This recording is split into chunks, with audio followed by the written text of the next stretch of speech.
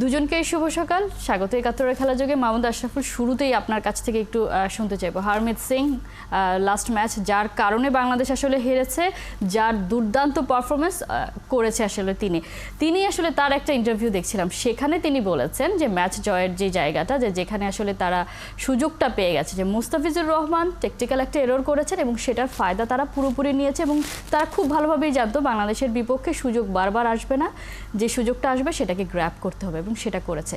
এই মিস্টেকটা কেন করলেন মুস্তাফিজুর রহমান, এবং আমরা কি কোনোভাবে যুক্তরাষ্ট্রকে খুব ছোট টিম ভেবে ফেলেছিলাম কিনা? শুভ সকাল, ধন্যবাদ। অবশ্যই প্রথম ম্যাচটা দেখে আমার কাছে মনে হয়েছে যে আসলে যখনই আমরা 153 করেছি তখনই হয়তো আমরা ওভার কনফিডেন্স হয়ে গিয়েছি, যেহেতু আমরা জিম্বাবুয়ের সাথে 4টা ম্যাচ খুব লো স্কোরিং ম্যাচ করি, ম্যাচগুলো উইন করেছিলাম। সেই জায়গা থেকে হয়তো আমাদের প্লেয়াররা যেহেতু অতটা এক্সপিরিয়েন্স নাই, এই যে টিমে আমাদের যে টিমটা পাঠানো হয়েছে এখানের প্লেয়ারদের আমেরিকা খেলার এক্সপিরিয়েন্স নাই, তাদের ডোমেস্টিক ক্রিকেট বলেন বা তাদের ক্রিকেট সম্বন্ধে আমাদের আইডিয়া খুব কম ছিল। সেই কারণেই আসলে আমরা খুব হালকাভাবে নিয়েছি। যখন 33 বলে 60 বা 65 রান প্রয়োজন ছিল, ভেবেছি যে আমরা খুব ইজিলি উইন করব, কারণ সাকিবের এক ওভার, মুস্তাফিজের রং ওভার, শেকড় থেকে শিখরে এন্ড চেঞ্জ করা, ওভারঅল ক্যাপ্টেন্সি যদি আমরা চিন্তা করি, ওই ম্যাচটা খুব হালকাভাবে নিয়েছি আমরা। এবং সিং এর ব্যাটিং দেখে মনে হয়েছে মুস্তাফিজের বল এগেনস্টে যেভাবে সে ব্যাটিং করেছে মনে হচ্ছিল খুব অর্ডিনারি একটা বোলার।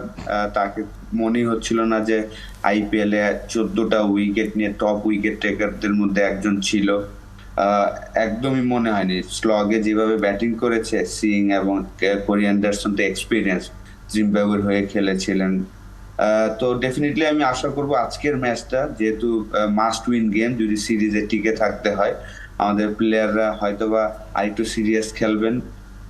তৌহিদ হৃদয় ভালো খেলেছেন, কিন্তু তারও যদি দেখেন যে লাস্ট 20 বলে মাত্র 18 রান করেছেন, ওই জায়গাটাও কিন্তু আমাদের 10-15টা রান কম হয়েছে। যদিও তারা চমৎকার বল করেছে, এটা আমাদের মানতে হবে। তাদের পেস বোলার বলেন, স্পিনার, তারা ফিল অনুযায়ী বল করেছে, উইকেট অনুযায়ী বল করেছে। তাদের স্পিনাররা খুবই চমৎকার একটা পেসে বল করেছেন। এত ইজি ছিল না এই জায়গায় ব্যাটিং করাটা। তো যেহেতু আমরা টেস্ট নেশন, ডেফিনেটলি আমরা সবাই হতাশ যে আসলে আমাদের মূল লক্ষ্য তো ডেফিনেটলি ওয়ার্ল্ড কাপ, কিন্তু ওয়ার্ল্ড কাপের আগে এইসব ম্যাচগুলো আপনার হারলে কিন্তু মরালি ডাউন থাকবেন।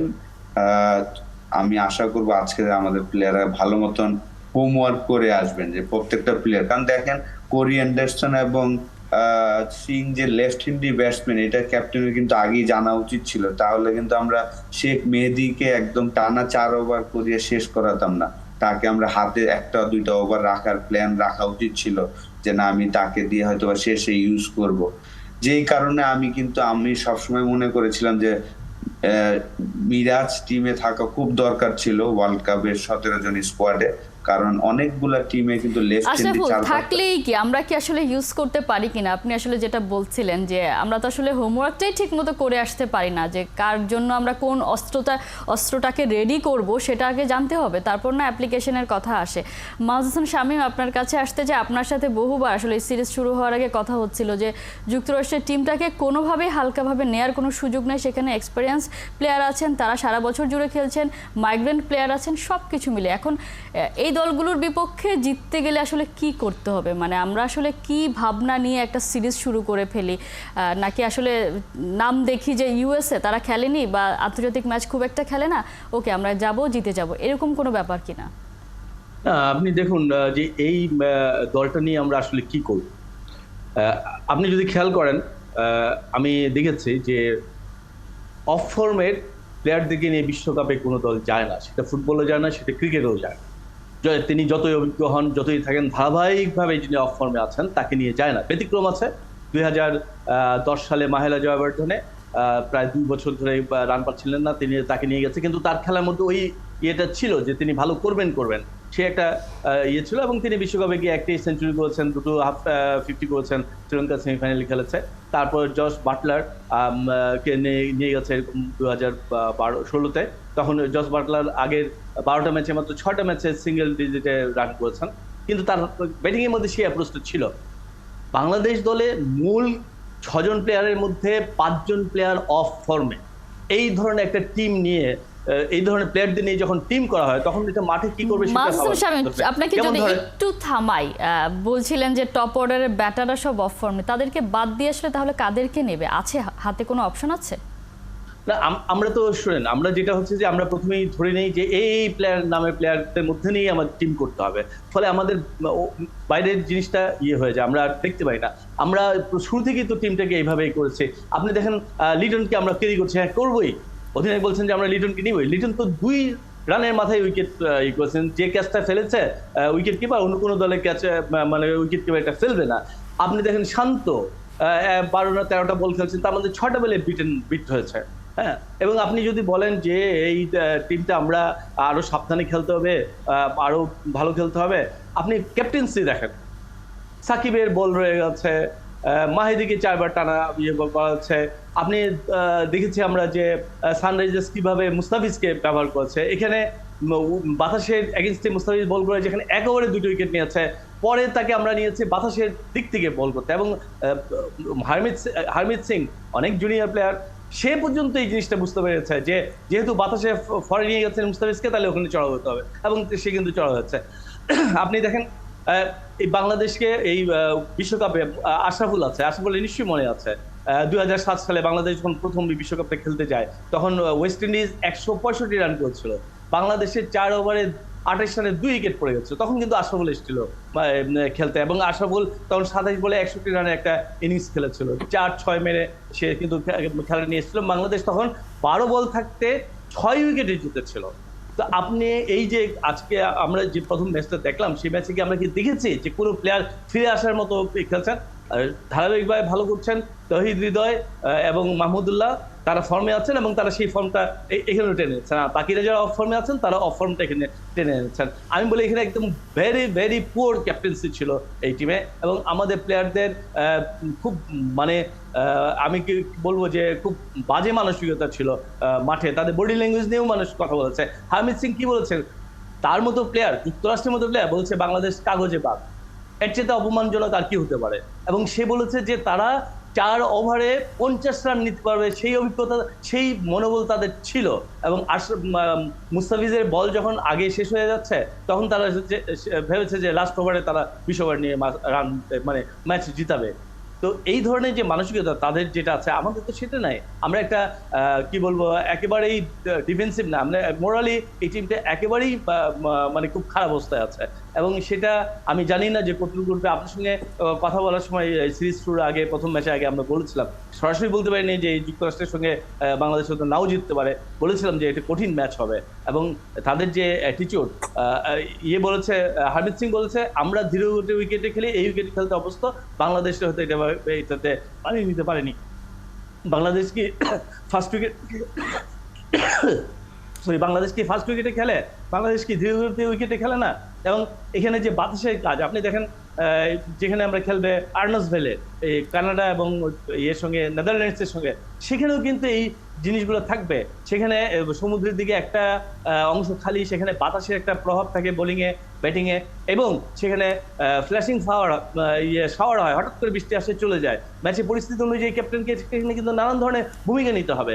কিন্তু আমরা কি দেখেছি যে আমাদের অধিনায়ক শান্ত মধ্যে সেই ধরনের ক্রিয়েটিভ, সেই ধরনের কোনো ক্যাপ্টেন্সির ইয়ে আছে? আমরা তো সেটা প্রথম ম্যাচে দেখিনি না, সেটা আসলে দেখতে পাইনি বলেই তো আসলে বাংলাদেশ যেখানে আসলে জেতার কথা ছিল সেখানে আসলে হেরেই বসেছে। আশরাফুল, আমরা যদি একটু দেখি আসলে টি-20-তে যে প্রবলেমটা আসলে আমরা প্রত্যেকটা বছর ফেস করি বা সবসময় ফেস করি, পাওয়ার প্লের ইউসেজটা আমরা নিতে পারি না, অন্যদিকে ডেথ ওভারে বোলিংটাও আমরা ঠিকমতো করতে পারি না। পাওয়ার প্লের কথাই যদি দেখি যে লাস্ট ম্যাচটাতে ইউএসএ যেখানে 43 রান করেছে, বাংলাদেশ মাত্র 37 রান, সেখানে আবার 2টো উইকেটও তারা খুইয়েছে। এবং আমরা যদি বাউন্ডারি, ওভার বাউন্ডারি দেখি, সেখানেও ওরা আমাদের চেয়ে এগিয়ে। এখন তাহলে এই জায়গাটায় আসলে আমরা কি করবো? আমরা তো আসলে কোনো কিছুতেই পারছি না। যেহেতু ওয়ার্ল্ড কাপের আগে এইসব ম্যাচগুলোর জন্য খেলছেন, সেই কারণেই কিন্তু আসলে তানজিম তামিমকে প্রথম ম্যাচে তারা হয়তোবা রেস্ট দিয়েছেন। যেহেতু সৌম্য সরকার 3টা ম্যাচে ছিলেন না, প্রথম ইনজুরির কারণে 2টা ম্যাচ খেলেছেন, এবং লিটনও অফ ফর্মে ছিল, 2টা ম্যাচ রেস্ট ছিল, তাকে তাড়াতাড়ি ফর্মে আনার জন্য কামব্যাক করিয়েছেন। এই জায়গাটা আসলে আমাদের যারা দায়িত্বে আছেন ওনাদের আসলে এই জায়গাটা আরেকটু ভেবে চিন্তা করে কাজ করা উচিত। আমার কাছে মনে হয় যে আমাদের এই জায়গাগুলোতে যারা এই ধরনের সিচুয়েশনে পড়েছেন ওইসব লোক যদি থাকতো তাহলে হেল্প করতে পারতো। কারণ লিটনকে নিয়েছি আমরা, ঠিক আছে অফ ফর্মে, কিন্তু তাকে এখনই এই ধরনের সিচুয়েশনে না খেলালে তার জন্য ভালো হতো, বাংলাদেশের জন্য ভালো হতো। কারণ আপনি যদি দেখেন যে উইকেটটা কিন্তু এতটা ইজি ছিল না। লিটন যেই বলে আউট হয়েছেন, এটা দুর্ভাগ্য যে বলটা নেমে গিয়েছিলেন। যদিও সে 2টা লাইফ পেয়েছেন, একটা 2 রানের সময় ইজি ক্যাচ এবং 8 রানের সময় দুইজনই সেন্টারে দাঁড়িয়েছিলেন, রান আউট থেকে বেঁচে গিয়েছেন।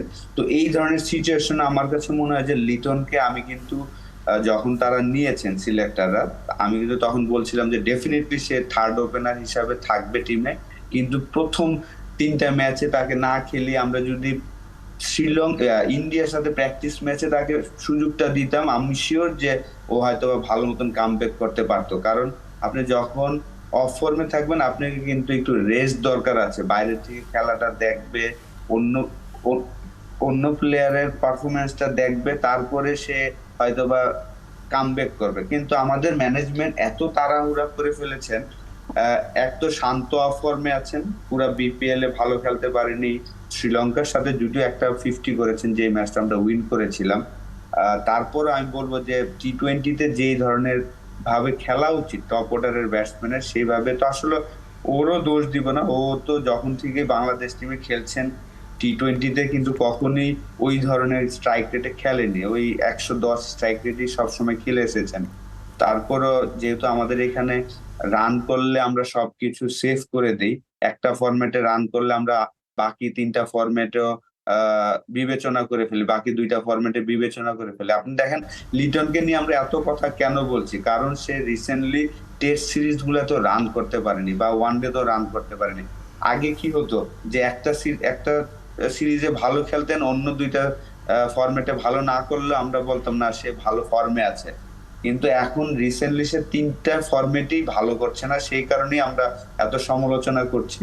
তো আমার মনে হয় যে আমাদের প্লেয়ারদের আগে ম্যানেজমেন্ট যারা আছে, হাতুড়া সিং অনেক চেঞ্জ হয়ে গিয়েছে। আগে যেইভাবে সে ইনভলভ থাকতো, কারণ টিভি ক্যামেরা, যেহেতু আমি ড্রেসিং রুমে নাই কিন্তু বাইরের থেকে খেলা দেখে আমার কাছে মনে হয় যে আগে সে প্রত্যেকটা বল ইনভলভ ছিল, ক্যাপ্টেনকে ইনফরমেশন পাঠাইতো কোন বলারকে কখন করাতে হবে।